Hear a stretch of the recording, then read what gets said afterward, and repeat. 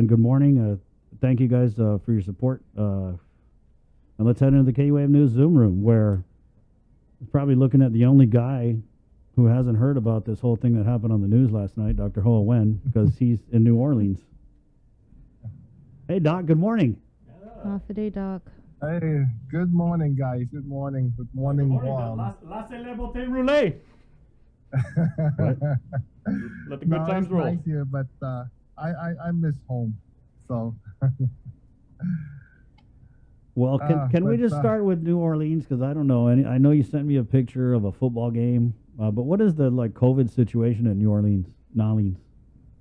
You know, actually, Louisiana as a whole are much lower than Guam at this point. That the whole state reported about 400 cases yesterday. That's the whole state of Louisiana. So I'm not quite sure what we did wrong. I tell you, if it's equivalent to Guam, they have about 4,000 to 5,000 positive yesterday, but they have 400. You know, so and you know, I mean, we went to a football game, and I tell you, it's kind of scary. Like 70,000 people there, and the majority have no mask on.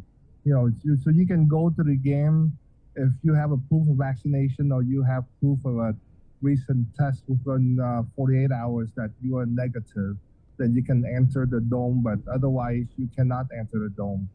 But you know, I'm kind of surprised that we go now for almost 3 months of this digit number positive. That should raise a lot of concern. You know, we have the highest rate of vaccination now, up to like 88% of all eligible people in Guam to be fully vaccinated, and we still have quite a high number. So I tell you, we have to really look at ways to curb this surge. You know, if we keep going the way we are, I tell you, we're gonna have some more deaths there that we don't want to have. You know, it's over 200 now. We cannot be status quo and be happy where we are. I think that we have to make some change, especially we have the infusion now. Chris, you were saying that those deaths are known positive before they die. So I'm not quite sure what we did wrong regarding not identify those people fast enough to go to the infusion center. You know, they open from 9 to 9 now, so we should not miss anything at all, you know, on those people. So as soon as we identify them positive, we should need to get them in to get the infusion or the sub-Qs shot right away the same day that we identify them positive. So I really encourage public health to really look at those deaths, talk to the family, and see, you know, where they get tested, how do we miss them, how we not get them to the infusion center. We have to find out and make some improvement, because you know, really that decreased like 70% of the hospitalization. So we can save, you know, a lot of life there if we can really know what improvement we need to get to those people. You know, we have to, because they test positive already. They know that. So we miss them, especially, you know, I'm reading 70, 80-year-old. That's really a shame that they die. So even they vaccinated, unvaccinated, like I say, every life count. We should not be counting vaccinated, unvaccinated anymore. Our main goal is to save life at this point. Doc, we're not going to do anything different. You've advised the governor. I mean, you were, you know, one of the main advisors to this governor during the course of this pandemic, until unfortunately you resigned for a variety of reasons, to include political interference.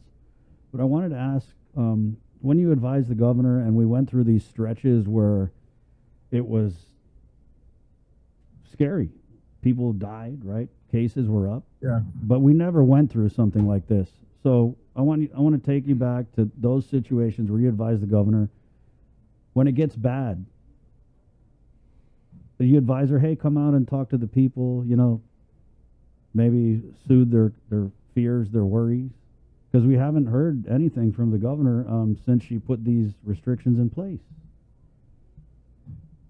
Yeah, I think that we're gonna for 3 months now. I think that the governor or someone equivalent needs to come out and talk to the people and explain to them, well, you know, what they do different at this point. But 3 months, this probably we don't know. This probably going on for another few weeks or so if we don't do anything different. So we gotta come up with a certain plan somewhere. But right now, I think that public health is so distracted now with enforcement of the mandatory testing and the school and all that kind of stuff. So it's kind of hard for them to kind of monitor and do the contact tracing. So it's really important for her to somehow come up with a plan how to curb this surge. Like I say, the way we go right now, we are pushing the vaccination. That's the number one thing. The infusion, the number two, but no restriction. It's not going to work. I think it's going to take a long time for us to come down. So something else needs to be different. So Doc, we've got the monoclonal antibody treatments here. We've heard from Dr. Luis Cruz that it's 70% effective. We all know that it's going to help reduce hospitalizations. The booster clinic is well underway over at the University of Guam Calvo Fieldhouse. We're pushing vaccinations as much as we can. We're already at 88% vaccination rate. We've got the testing going on over at the Tizan Carnival grounds and in Alahan. GHRA is hosting, along with AMC, the testing clinics down in Tumon. And according to the report from Dr. Ann Pabutsky last week, in order for us to get out of this surge, we need to drop down to 25, right, positive cases. And you say that if there's no restrictions, no further restrictions that's going to be put in place, we're just going to have to, this is what's just going to keep happening. But again, what do you think we need to do? Just wear a mask? I think at this point, we don't have a choice. I think that we really need to curb this thing before the holiday, right? I mean, you have Thanksgiving coming up, you have all kind of holiday coming up, and again, there's going to be a lot of gathering. So this number is going to be, triple digit for a long, long time. So I don't think we have a choice now, but put restriction out there. I know, personally, I don't like it, but I don't think that we have a choice at this point. We have to do, I hate to say it, I don't like to say 50% across the board, but we have to go back somewhere. We cannot go through like this. I know a lot of business have put a lot of effort there to curb the surge. Unfortunately, at this point, because I still say again, as long as the bar is still open 100%, as long as we don't enforce the gathering limits, we're going to go like this forever, and it's not satisfactory. I'm telling you, it doesn't matter what anyone say. We cannot be status quo and do the same thing we are. We are expect our people to be compliant to masks and the social distance, but we've been doing that for 3 months already. How long we're going to keep doing this thing? And more people are going to die, and that we're going to continue to have triple digit. So at this point, even like Japan, they're going to open soon because their vaccination rate are going up. But that's one business. They're going to still have restriction, right? And you name it, it's the bar still. The liquor, you can't even buy the liquor at the airport just because they know that, when you start drinking, everything, there's no mask, no social distance. I know it's hard to do. I'm not quite sure why, it's so hard to make them restriction. We did that in the past. It worked. Let's do it again. 3 months is long enough already.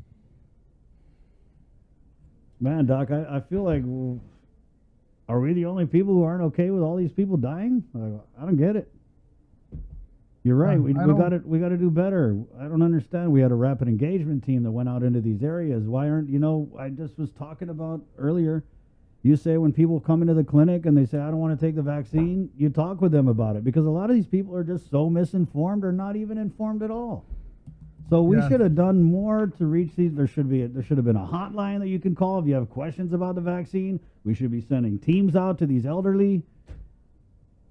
I'm just not we should have a satisfied lot with this. more- we should have a lot more the third shot now, but Yeah. we need to really educate people a whole lot because I think quite a few people out there are kind of reluctant to get the third shot just because you can still see breakthrough infection. So we need to really educate them about getting the third shot, and we should give out a lot more liberally, even to the young people, just because that's the one that carry the virus back to their house, to infect the old people. So we really have to be give out a lot more liberal, just because the more people get the third shot, I think the better we're gonna have regarding the number.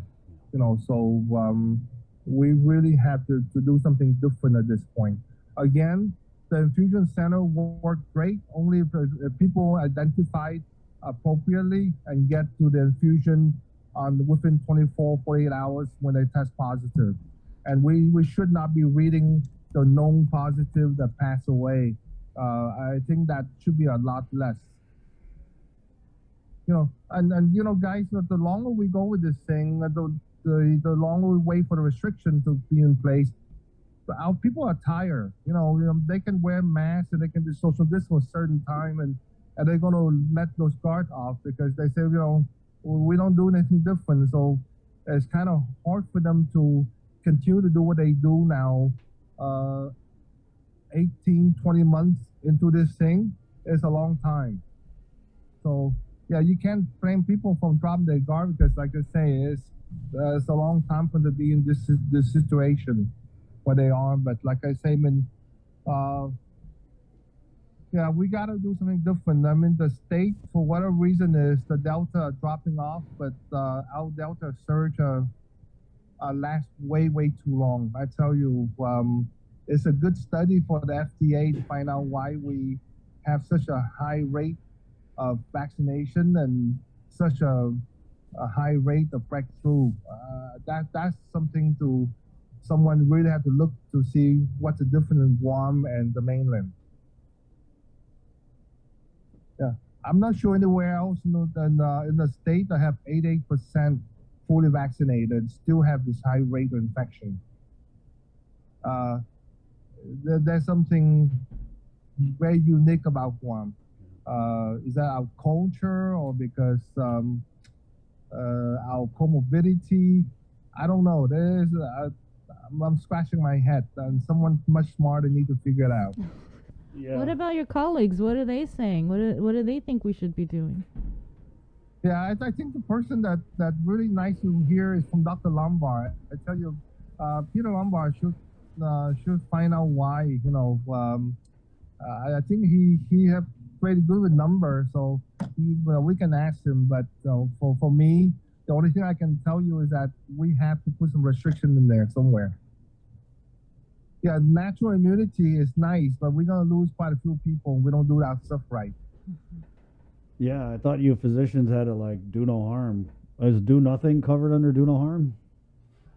Yeah, I tell you, we have to. I think our mask use is very, very good. Our people use our mask a lot, but I'm not quite sure where this positive coming from. And I know it's widespread community, but I know a few cases now that start to happen in the workplace. So that's something we worry about. I have some personal friend that start catching from work now. So that's another spread. So we have to kind of really identify the high risk area. So we let our people know where the high risk area is. So that way they can stay away from, right? Because we don't say anything. It's really, I'm not quite sure. Well, people don't know how to take precaution at this point. They don't know where the high risk area is. And so I see another subject I want to talk about. I saw 3 patient in the hospital that's not eligible for the vaccine, that means that there's 3 children in the hospital. Yeah. You know, so we got to look at that too, because if our children rate start to go up, it's a big problem. Well, Doc, we know that you're in New Orleans for some urgent family matters, and we just want to extend our deepest condolences coming from the Link and our KUAM family to your family, Doc. Thank you, Chris, Sabrina. But again, it's I miss home. So I need to go back home. My patient is waiting, so Yeah. hopefully I can get home next week. But for our people, please, if you, as much as possible, try to get the 3rd shot as much as possible, to help our fight with this COVID pandemic. Try your best to pass the word to the people that you know about the infusion center that we have. They're open from 9 to 9 now, and I ask all the clinic and public health again to try their best and identify the high-risk patient. Doesn't matter if vaccinated or unvaccinated, and get them to the infusion center as much as possible. And we need to go back and look at the old case and make improvement on how to identify these people as early as possible. Totally agree, Doc. Thank you. Okay. And then watch your kids. Again, I truly ask public health to really identify the positive in the school. It's not to make panic, but to really so that way the parents can be prepared, so they don't hear things from their classmates and create fear out there. So I think transparency and those numbers need to be very accurate, right? To let people know about their children. Yeah, it's very frustrating that we're still talking about transparency. And when we got the governor's chief of staff, John Jr. Calvo, on this show, and we asked him to give this administration a grade relative to their transparency, he gave them a 10. Yeah. Yeah, and you're right, Doc. I mean, we know of few student positives that weren't reported last week. We haven't had any reported this week. Yeah, I'm not sure. I know we have some students, some teacher are positive. I know they work on a testing plan for the school. I try to answer the Facebook comment a little bit about testing plan, and they really need to reassure the parents that, like to say, the Binax antigen is not uncomfortable for the kid to do. So that way the parents don't have to fear that it'd be traumatized to their children. This is really a very comfortable testing platform that they try to implement it. Thank you, Doc. Thanks, Doc. You're welcome, guys. Just be safe. I tell you, quite a bit of my family over there, the extended family that turned positive, I'm not happy. It's really a community spread, so we all have to do our part. Yeah. Doing it. Thanks, Doc. We did have some comments here on our Facebook Live feed. Thanks for watching on Facebook Live. Let's go back a little bit.